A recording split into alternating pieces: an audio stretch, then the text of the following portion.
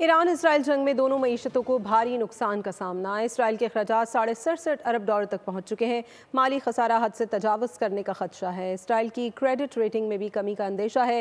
Iran की तेल की बरामदात आधी रह गई। ईरान इसराइल जंग दोनों मईशतों के लिए तबाहकुन। अब तक सैकड़ों इंसान बन चुके हैं इस आग का ईंधन।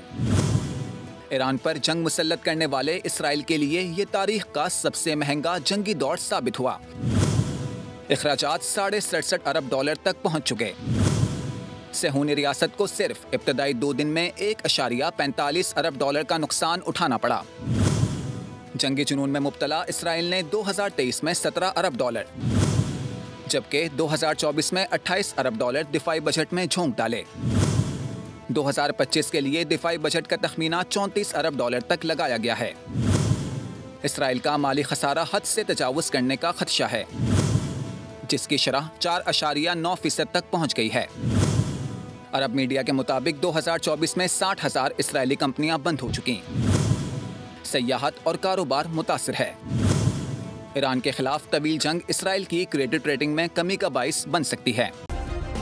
सब्सक्राइब करें और बेल दबाएं ताकि कोई खबर रह न जाए।